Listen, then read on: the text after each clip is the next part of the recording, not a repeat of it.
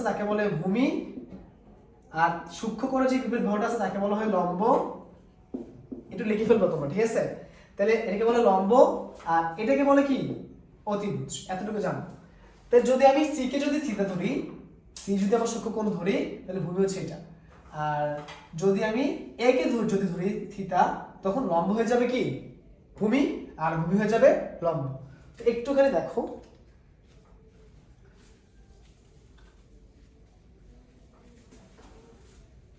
তো দেখো তাহলে এখানে বলো তো, যদি আমি থিতা একে না ধরি, এই সি কে ধরি, তাহলে আমার থিতা কি হবে বলতো? সূক্ষ্মকোণ কি হবে? সূক্ষ্মকোণ হবে লম্ব হবে কি এই যে তার বিপরীত বাহু, তাহলে কি তখন কি হবে? এবি। লম্ব হচ্ছে এবি, এবি বাহুর মান। আবার বলতেছি অনুপাত, কার অনুপাত? কোণের, কোণের না বাহুর অনুপাত। বাহুগুলো কে? এই যেগুলো A B, B C, C A by C. আচ্ছা তাহলে লম্ব কি? তাহলে এখন লম্ব হচ্ছে আমার এবি, অতিভুজ কে লিখে রাখছি এসি। কিন্তু যদি আমার সূক্ষ্মকোণ আমি চেঞ্জ করি বা সূক্ষ্মকোণকে বদলাই আমি লিখি, তখন এখানে কি হবে?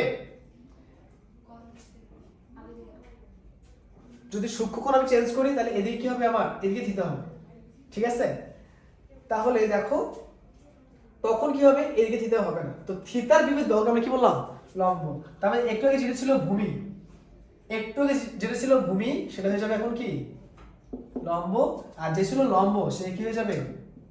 সিম্পল একটা কথা খেয়াল করো, তাহলে একটু আগে যে ভূমি ছিল থিতাকে চেঞ্জ করার ফলে সে কি হয়ে গেল?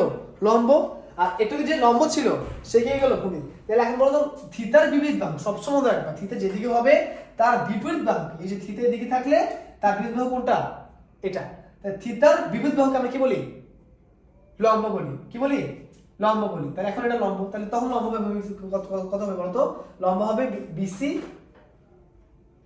লম্ব বাই অতিভুজ। হ্যাঁ তাহলে লম্ব হবে কি বিসি, আর অতিভুজ কত হবে? এসি।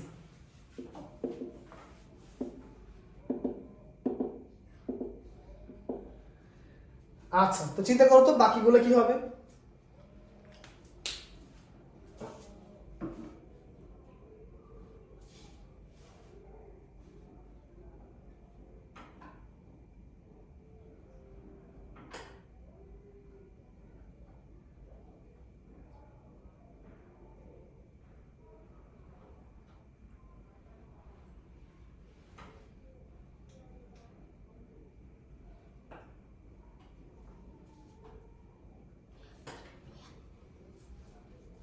তো দেখো যদি বললাম এখানে ভূমিকে যদি আমি এখানে নরমালি বলি, থিতা হচ্ছে আমার এখানে সি, থিতা হলো এখানে সি, আর এখানে থিতা হলো কি এ।